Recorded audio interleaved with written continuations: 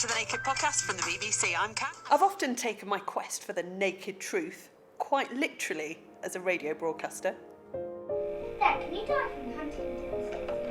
Yeah, this lad's going to. But away from the studio, there's one question I've always been too afraid to ask.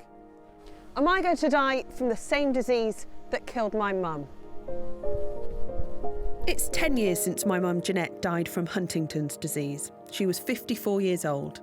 To mark the anniversary, I'm going to run the London Marathon this year, and I'm raising money to fund research into the disease. It's a rare degenerative condition that gradually kills off healthy nerve cells in the brain, leading to loss of language, thinking, reasoning, memory, coordination and movement. In short, it robs you of everything that you are.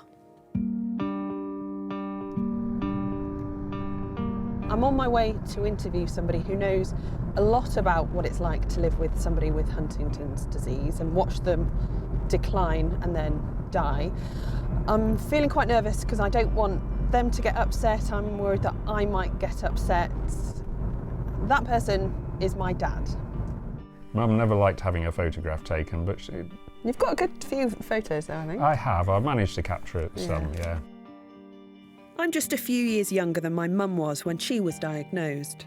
She started to notice that she was off balance. She fell off her bike a couple of times, and because she was a doctor, she knew that this wasn't normal. So she got a referral to a neurologist at the nearby hospital. That's the point at which she told me that there was something amiss. And by October, she had the diagnosis. It really was the classic bombshell. It was a real surprise to all of us. How old were we, and how did you decide how and when to tell us? You were 12, and that means Nick was 2 and the others were somewhere in between. So you're all quite young. We explained straight away what Huntington's disease is, and that people usually live for quite a long time after they've got the diagnosis. This family Christmas, captured on Dad's video camera shortly after Mum was diagnosed, shows how open they were. Dad, can you die from Huntington's? My dad answers my sister in a matter-of-fact way. Do you think if you and Mum had known about Huntington's disease and that she was going to get it, that you'd have had us 4 children? That's an almost impossible question to answer. I would like to think so, because of course having you 4 has been the joy of both of our lives, and I don't think it would have stopped us from having a family. Would we have had 4? I don't know. Having children must have been hard. Yes, it was hard. Because clearly, even though we told you the truth of what was going to happen, actually living through it and understanding it are 2 different things. And you're right, it is a disease that takes a long time to fully unfold, and your mum lived for another 12 and a half years after the diagnosis. I think I would quite like somebody else to decide for me, so should I take the test? I'm absolutely not going to tell you what to do, and I will say that to each of you. It's not my decision, it has to be yours. Sorry, sweetheart. I was worried that one of us would get upset. It was me. You said that there would be a cure by the time we were Mum's age. Did you really think there would be? I did. We had every reason to suppose that by now there would be an effective treatment. Tonight at 10, a major breakthrough in the treatment of Huntington's disease, which could lead to new therapies for Alzheimer's and other conditions. That was back in 2018, and clinical trials are well underway that are exciting the scientific community.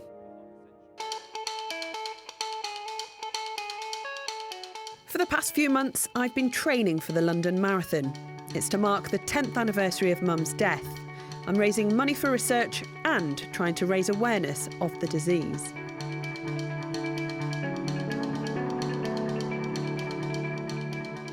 And the York 10-mile race led me to a chance encounter with Duncan Smith, who has Huntington's. I've never met anyone with Huntington's disease, apart from my mum, apart from when I was young.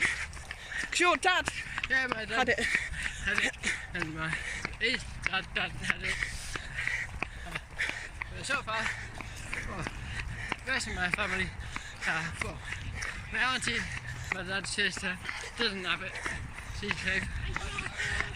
And Duncan's on the drug trial, so gonna see. We swap numbers. We're gonna go see if we can see Duncan. Find out a bit more. 6 miles. 4 more to go. We can do it. Finishing the race, I was suddenly overcome with emotion. Duncan's a similar age to me. Stupid, I know, but I just didn't think that you would be able to keep running. So maybe it's not as bad as I thought. 38, 31, 24. Duncan's been on a medical trial for 3 years. He's been receiving a new drug and carries out a daily routine of tests to determine his reactions, coordination and balance. The data from all those on the trial is uploaded to a centre in Belgium for evaluation. I caught up with him at home in Hull a few months after we met on the run in York. Duncan, hello, nice to see you again. I have to go to Manchester every month for this lumbar puncture, and they put this new drug in your spine, completely new, like first drug ever tested on humans, and it seems to be working. Like me, Duncan grew up watching a parent die from Huntington's disease. It's 9 years since his dad, Ian, died. Duncan knew that his father's fate could also be his own and that of his sister, Jenny. This photograph of brother and sister was taken on Jenny's recent wedding day.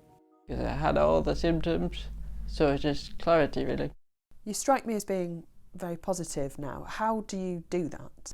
It's not the end of the world, because there's all this new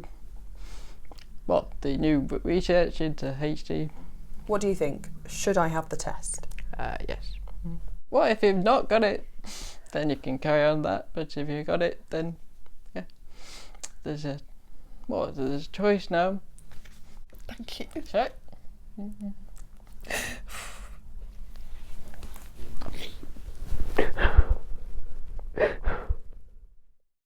Toby Foster at breakfast. My day job is on-air producer for BBC Radio Sheffield, but I also co-present the Naked podcast with Jenny Els. Every week we start with something called the Nude News, which basically... It's an award-winning interview show where we talk to our guest completely in the buff. Jenny and I undress with a guest for candid conversations. It's cheeky, it's challenging, and it's partly inspired by watching my mum become more disabled. Why don't we celebrate the bodies that we have now? So that's our mission.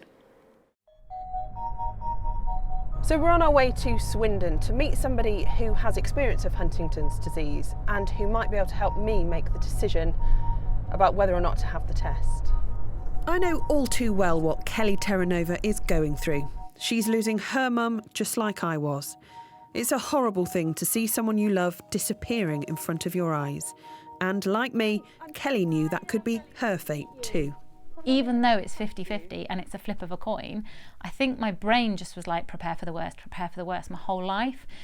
Also, I have a sister and she had tested prior to me and tested negative. So even though it's a flip of a coin, you just think, how can that fall in our favour twice? Kelly went through the counselling required to take the test, only to change her mind at the last minute, but finally took the test after she became unexpectedly pregnant. That moment was going to change my life forever. And when I sat down, the doctor doesn't even take a breath. He just said, you haven't got it. And for me, the shock of those words, I actually physically pinched myself. Little Freddie is the reason Kelly took her test 4 years ago. She needed to know. In a way, the decision was forced upon her. I think the best advice I can give you in terms of testing is wait for a point where you wake up every single day and in your head you're like, I want to know. Because knowing is less stressful than not knowing. As I neared the end of filming, I was contacted by a man from Sheffield. Damien Lodge is 58 years old and lost his mum to Huntington's disease. A father of 2 daughters, he thought he was safe after 50 without symptoms. But his sister Molly has been recently diagnosed in her 70s. I've not had the test. So glad I didn't do it. And I've got kids and I've enjoyed my life, and my advice to you would be, don't do the gene test. Live your life, enjoy it, don't be burdened with it. Live your life and enjoy it, don't be burdened with it. I really like those words because Damien is 58 and he's managed to do just that. I think it's really important to live in hope and not fear, and maybe that's something I could choose to do. I'm now 6 years younger than my mum was when she was diagnosed. For now, I've decided not to have the test, but use her memory to inspire me to live as full a life as possible and be as comfortable as I can be with the uncertainty I'm forced to accept.